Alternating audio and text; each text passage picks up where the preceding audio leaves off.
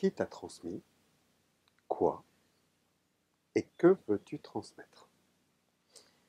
Alors, qui m'a transmis? Euh, hmm, Je me suis transmis beaucoup de choses moi-même en fait.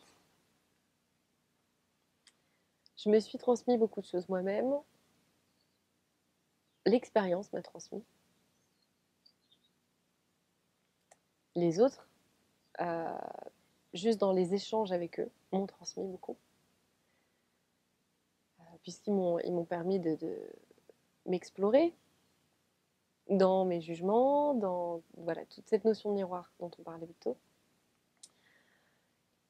Et ensuite, euh, c'est ces expériences, ces rencontres et ce que moi j'ai accepté de me transmettre de tout ça qui a fait que donc j'ai rencontré Laurent Hugeli via la FSS, donc la Foundation for Shamanic Studies, euh, qui m'a transmis finalement sa plus grande transmission, c'est pas forcément les transmissions chamaniques, hein, c'est la transmission de prendre confiance. Euh, Ça m'a permis de prendre confiance, de faire ces formations avec Laurent.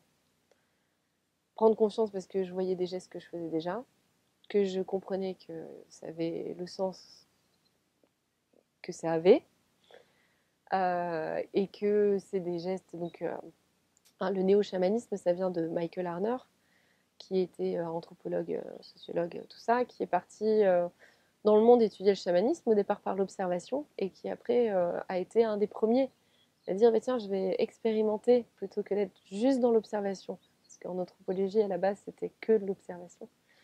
Et qui s'est retrouvé à vivre des expériences chamaniques profondes et à aller étudier ça sur plusieurs continents et de se rendre compte que au-delà du folklore, euh, dans le bon sens du terme, hein, au-delà des cosmogonies, de tout ça,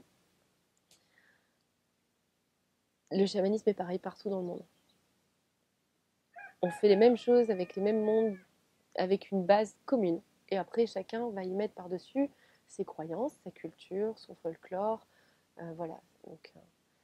Et donc le néo-chamanisme, cette transmission du néo-chamanisme vient de on vous transmet les bases que Michael Harner donc, a répertoriées. Euh, et ensuite, finalement, bah, à vous de mettre votre folklore à vous dessus. Puisque je ne suis pas péruvienne, je ne suis pas sibérienne, je suis française, pas du tout celte, donc j'ai pas du tout cette tradition non plus. Et quelle est ma propre tradition?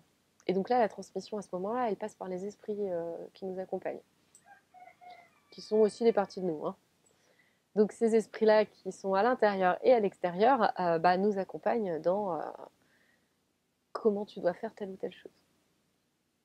Donc ça, c'est la transmission par l'écoute de l'invisible et par l'écoute du subtil en soi. C'est un peu la même chose. Euh, donc ouais, Laurent Hugeli, pour le néo-chamanisme, dans toute son humanité, lui m'a transmis ce qu'il m'a appris lui. Donc certes, les techniques de néo-chamanisme, mais ça, j'avais la conviction que je pouvais les retrouver à l'intérieur de moi.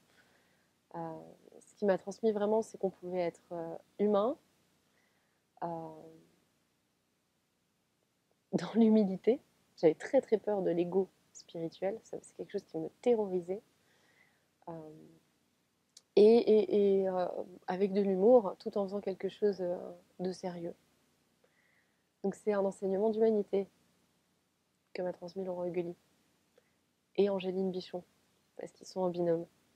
Et Angéline, elle transmet beaucoup cette humanité et cette humilité, et beaucoup aussi cet amour sage de toute chose, parce qu'elle est vraiment dans cet accueil avec tout le monde, et cette ouverture du cœur. Et ça, c'est une belle transmission.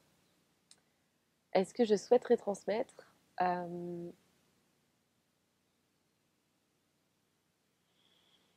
bah, je voudrais transmettre ce qu'on m'a transmis.